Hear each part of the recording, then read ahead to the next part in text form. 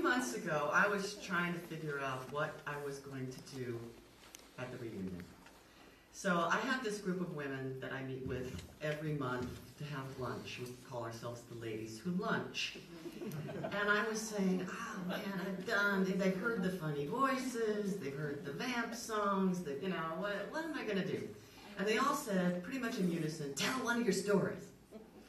So I said, I don't know, because most of my stories are about my kids or my family. And I said, well, most of these people are parents, or if they're not parents, they have nieces and nephews, and they can relate to these things. So I said, okay, I'll tell one of my stories. So then I had to decide, which one of my stories am I going to tell? And I started to think about all the stages of parenthood, and how each stage, when you're in it, seems like this has got to be the hardest part of parenting. When you've got the newborn and you're up all night, and you've never held a baby before, and you've got to bathe it, and you're crazy, you're afraid it's going to break and stuff. You always think this has got to be the hardest part. And then the baby's 2, and it's ruined all of your grandmother's Wedgwood china and pulled all the towel racks out of the walls, and you think, oh my God, this has got to be the worst part. And finally you begin to realize it's pretty much all the hardest part. But the really, really tough stuff starts when they get a little older. And I remember one time, my daughter went out for the evening and just dropped off the face of the earth. I didn't hear a word from her again. And it gets to be about 1 o'clock in the morning. I'm getting a little antsy, and I'm having a few cocktails and smoking a few cigarettes and thinking, she's going to call, right? She's going to. Around about 2 o'clock in the morning, I'm on the phone to her friends. I can't get in touch with anybody who's seen her.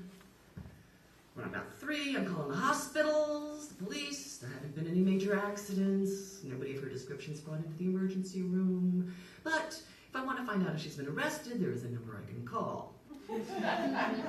I call the number. She hasn't been arrested. 7 o'clock in the morning. She waltzes in. And I lose it. I mean, I'm exhausted.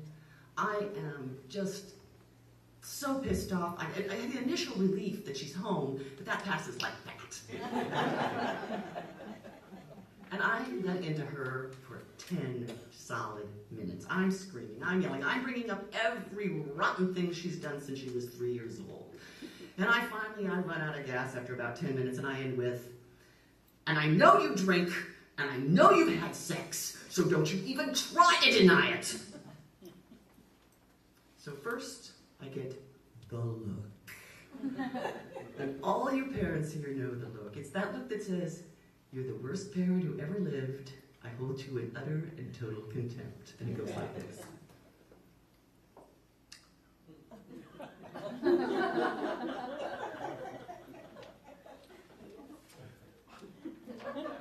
And then comes the excuse.